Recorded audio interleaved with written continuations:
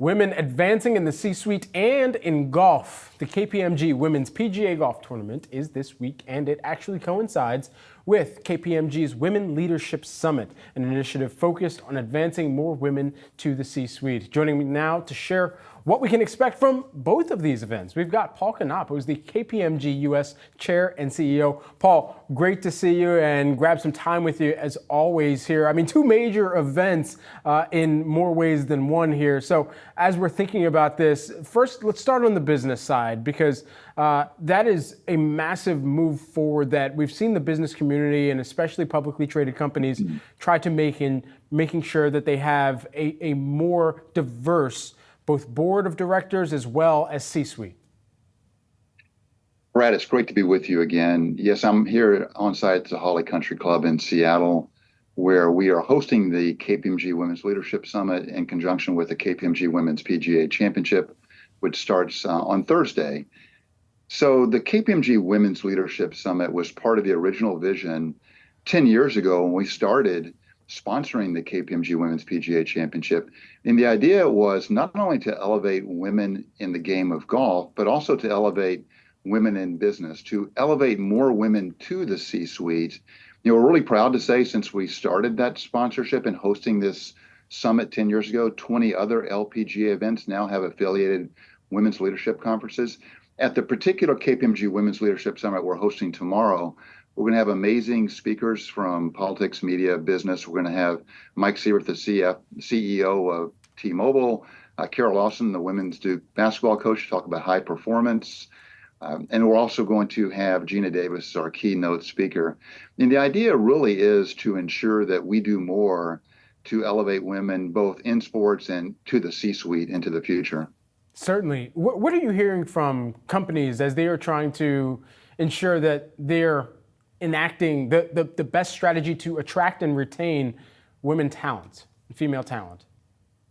Well, it's really an imperative in today's world, particularly where you have more women going to college than men, to ensure that women look at your organization and see people like them in the organization.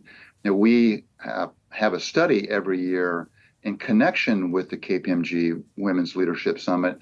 The study this year revealed that 73% of the women that previously attended the summit, so if you will, there's been 2,500 women attend the summit over the last 10 years, 73% said that they have aspirations for the C-suite, and they think it's within their sights. And really importantly, though, too, Brad, 78% of those women noted that in their own organizations, they're seeing more representation in the C-suite for women. So that shows us a lot of progress. But at the same time, we have to understand and appreciate the obstacles. We have to continue sponsorship. We have to have highly effective succession planning to make sure that we do get more women into the C-suite and into leadership positions overall.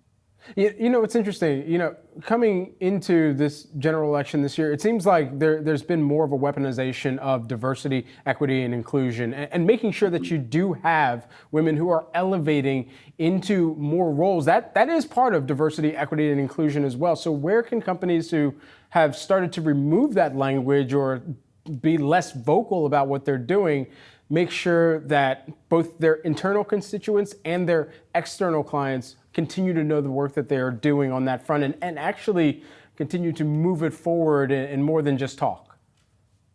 Well, certainly we have to recognize that while women aren't underrepresented in society overall in the U.S., they are certainly still underrepresented in business.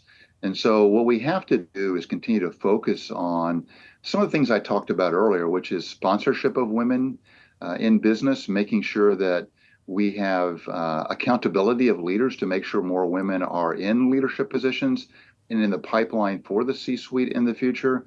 All those things are critically important, along with great succession planning to ensure that women are represented in succession plans. You know, what overall, though, with respect to diversity, equity, and inclusion, what we see is that Generation Z and millennials are the most diverse they've ever been in terms of a population.